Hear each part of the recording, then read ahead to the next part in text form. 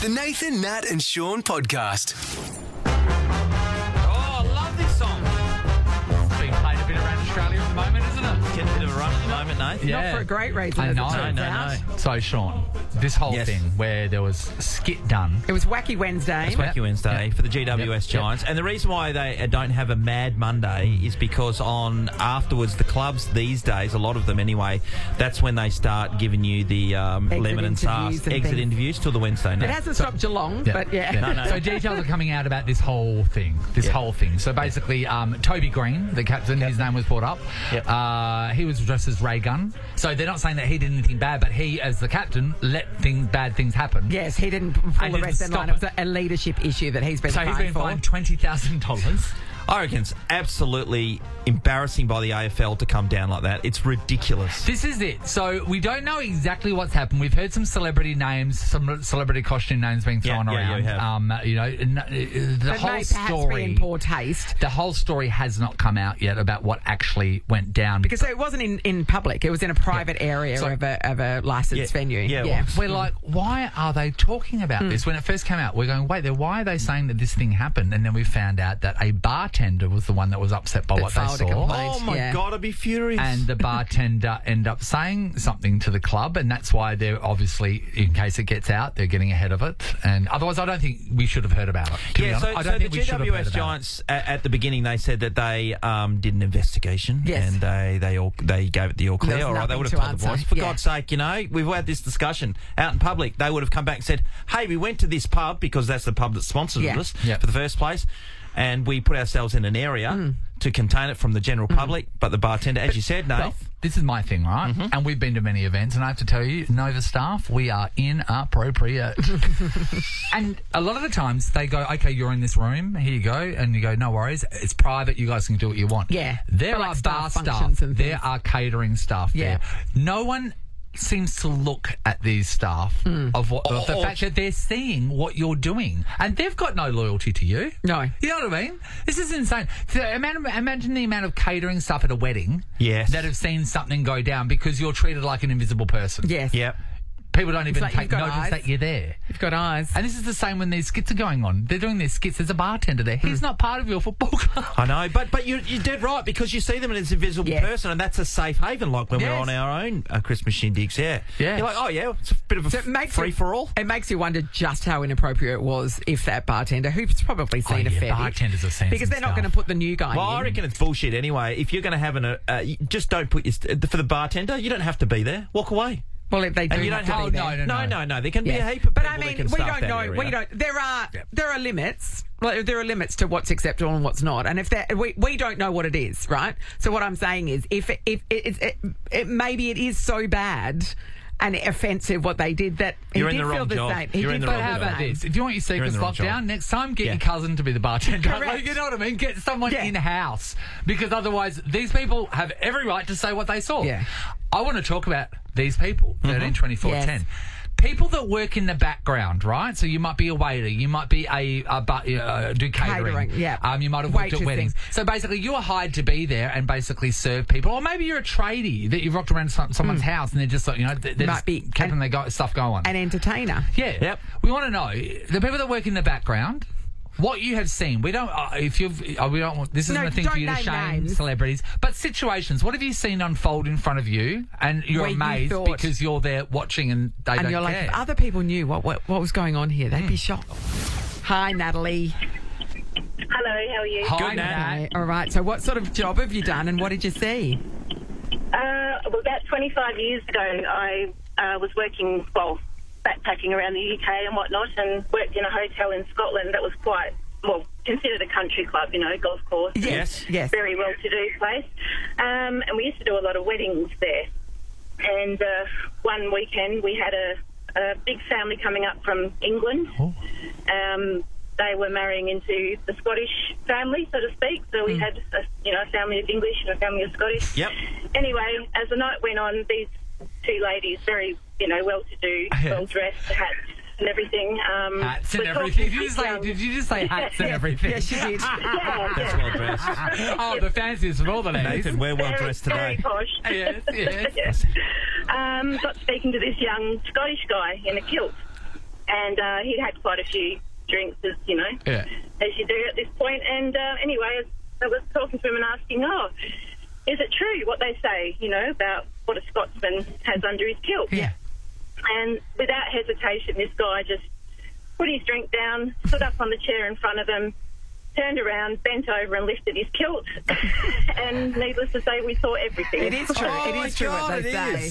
It is true. There was nothing on.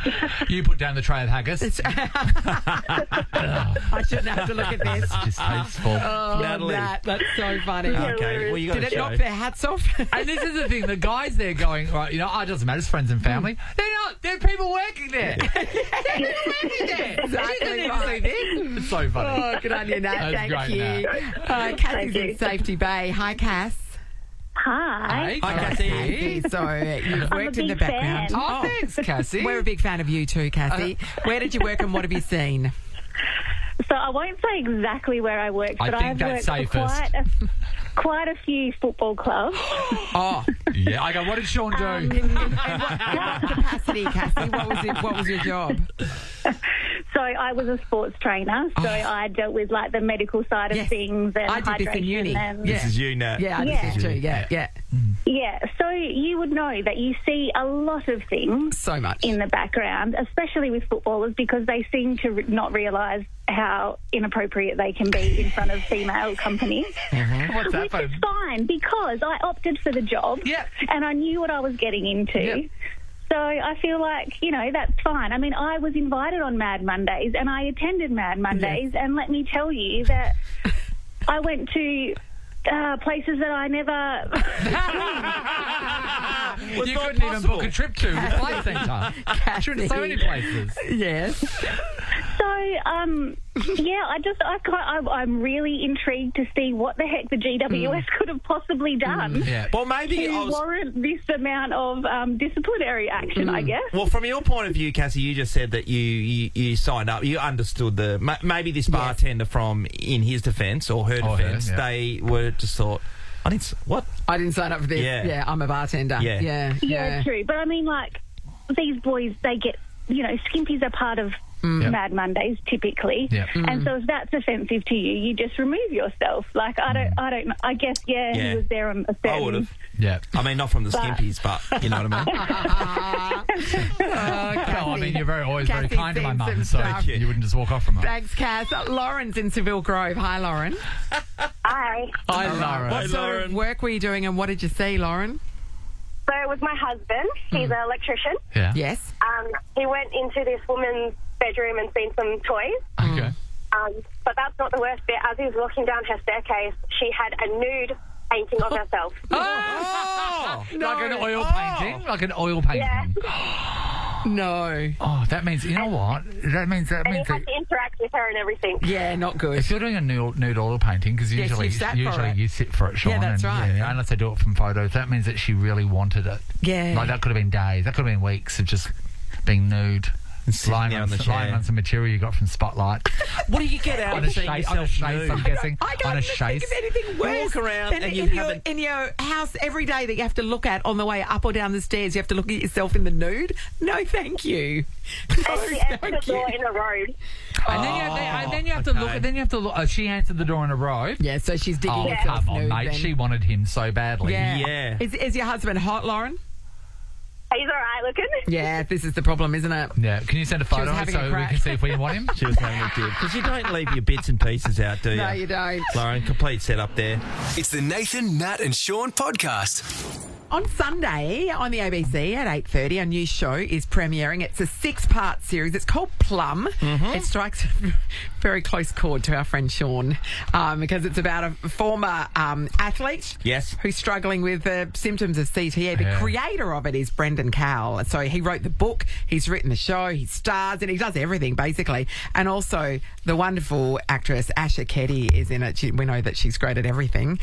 We caught up with them yesterday. Have a listen. Hey, I'm glad I can speak to you, Brendan, because I've always seen this word being thrown around. I watch a lot of TV, and I've always just accepted what the word is without knowing what it is. What is a showrunner? What is a showrunner? What is a showrunner? Are they the person literally that runs the show? Because you're the showrunner. it's probably a question to Asher as well, who's made quite a few shows, but it's an American term. Yes. And we probably shouldn't really use it because it means somebody who also works across budget lines and makes all those decisions from the top. But basically what it has become is a term where you have one person or some showrunners. I just did the June prequel series, and they had about 5 showrunners. Like June, because you have a lot of sets. As in the movie June, the big June. Yeah, the TV prequel. Wow, how exciting! All right, keep going. Sorry, but let's talk about Peter the Plum Lum today. Yeah. But so a showrunner is someone who's across everything from how much the show is being made for to what the genre of it is. They can talk to all the departments, production designers, costume, the actors, and the minutiae of creative choices in the moment on the set. So this, down to choosing the pillow slips for Peter the Plum Lum's bed and going, not them, definitely not the Ken Doan ones, but yes, Star that's Wars. real power, isn't it? Important decision. Yeah, it is. It just gives everyone someone to go, because you've got your directors who are trying to make their episodes awesome. You've got the producers who are trying to balance the money and get this bloody thing on telly. And then you've got a showrunner who can just be the central figure to go, he or she knows what show is being made, and they can talk to every department. So they're like the CEO of the show. Yeah, the CEO's mostly at lunch, though, aren't they? That's true. That's true. We check with ours. Ours is at lunch. You're in the weeds. This person is in the weeds with the people that actually make it. Hey, Brendan, it was interesting when I read this, knowing that this interview was coming Sean up. literally said. So this is the story of my life. I wasn't a rugby league guy, but I'm an AFL guy, and you can't remember his PIN number, Brendan. No, I've got a lot of issues. Yeah. Probably. It's a scary thing, but I elect at this point in time just to put it off, exactly like Peter the Plum Lum. Oh, wow, mate. So what kind of things are happening to you? What are you experiencing? Sometimes I just burst out in tears. No. So Sean constantly, and you would never know this because people just see people play AFL and then they retire and then they don't know what happens to them afterwards. Sean, he will stretch the entire morning. If we're sitting here just having a chat, I'll go to him, what's your pain factor right now? And he might go, it's a 7. He's just literally in pain the entire time. He goes to the doctors so much. The amount of injections that you get, and not just that, the knock on your head, you should hear this show. So it's the head knocks we're talking about. It's scary. That's the point of Plum. And it's the lapses in memory, would you say? Yeah, certainly short term. That happens to me regularly. And, whilst I'm saying this and, we joke about it a hell of a lot of times, there is worrying. Oh, it's so worrying. But the best thing, I guess, from my point of view as well, is look at it and go, well, there's so much proof. Because I've been doing this show with these guys for 15 years. Yes, that's right. The evidence is there. And also, Brendan, there's a local footballer here, AFL guy, used to play for the Eagles, Brad Shepherd, and he actually was suing the West Coast Eagles for the care. Through a civil action, and care afterwards. Very common in the AFL, because the AFL were kind of last to the party. That they kind of thought, it's those brutish, thuggish rugby codes that'll have CTE. We're the elegant sport with the guys with the great arms. It won't happen to us. But now the AFL's the ones with the civil suits. And the fact is that it's not about just being head high in the head, by a swinging arm. It's any pressure to the brain. It's a brain being shaken, a brain having any energy. You find a lot of soldiers who are close to explosions. Wow, roadies who are close to speakers. 25 years. Oh, yeah, of course. Basketball players that trod down a court for 20 years. Just from the impact of your feet. Really? The repetition. The brain is like a little piece of fruit in a jar. Any charge or any shake.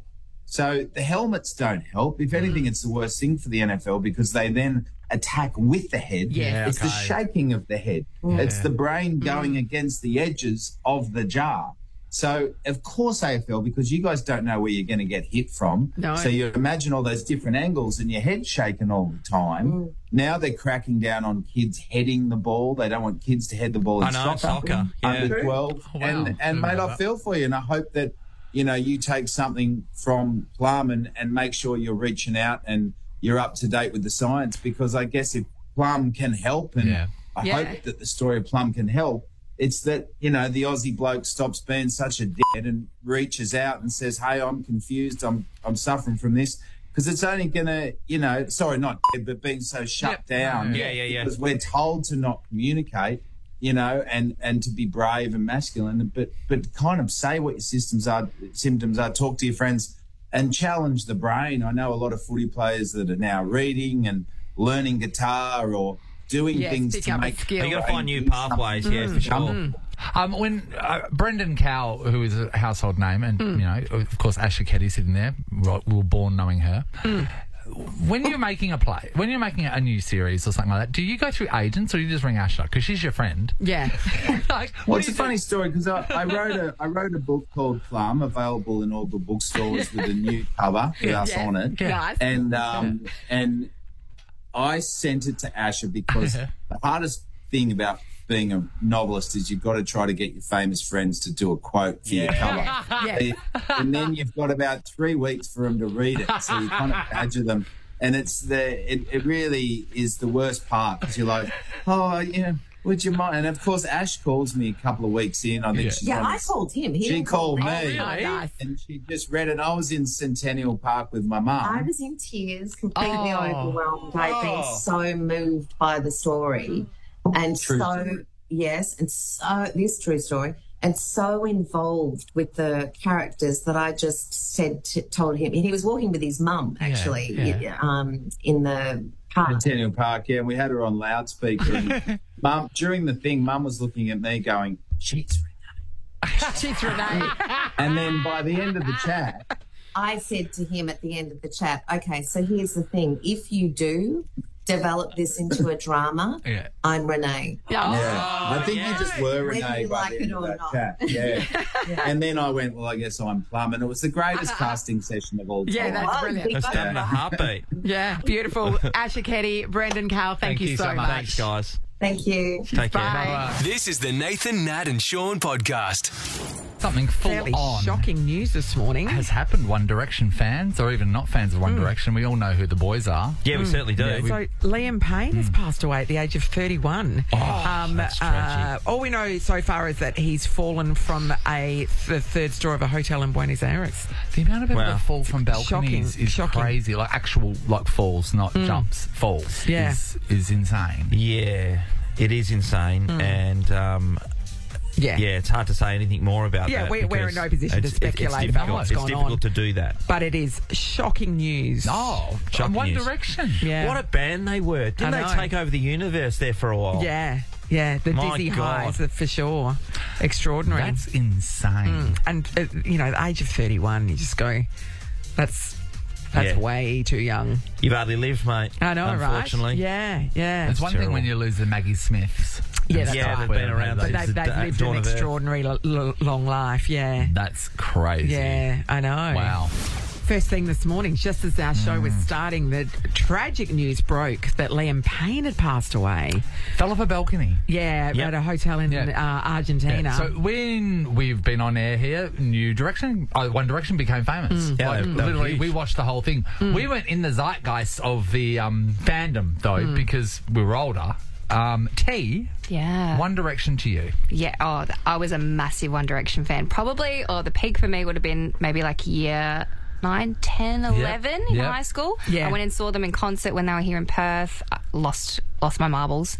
Very, very sad. And obviously, like with my job, I didn't expect to be reporting on this. I know. That's interesting, isn't and so it? you're when a fan as a kid, and then you're reporting on his death as an adult. So it's a bit surreal. And he's 31. Way too young. Like so obviously they're still... leaves a kid with Cheryl Cole as well. So obviously they're still investigating what happened and whatnot. Yeah. But very, very sad, isn't it? Yeah. My inner teenager is crying. Who was your One Direction boy? Was it Harry? Harry, I was a Harry and Zayn girl. So I was devastated when he left. Yeah. Devastated. But he's had a career. Sean and I have always been huge Nile fans. Big, slow hands. We Nathan sometimes say on each other. we go swimming in the Nile. We sail and we sit back and listen to Nile's albums. I actually went to Subiaco and watched them play when they were here. Yeah. Oh, that's right, you did too. Was it great? Yeah, it was actually. Yeah. And you know why? Because the love people have for this band. Yeah. It was something else. It was next level. It was something else. And it was a generational thing. Like, you know, they really engaged with your generation too. So when you hear news like this, it's like, oh my God, gutting. You were saying in the news that he was there for Niall's concert. Allegedly, yeah, he was there to go watch Niall. He's doing a concert there, so which makes it even sadder. It makes it so sad because Niall will, you know how some people just internalise what's happened. You're like, oh my God, if I didn't have my concert, he wouldn't be here. It's just a horrible situation. So we're kind of waiting for the boys to R.I.P. mate. Yeah, it's a tragic story. Nathan, Nat and Shaun is a Nova podcast. For more great comedy shows like this, head to novapodcasts.com.au. Nova.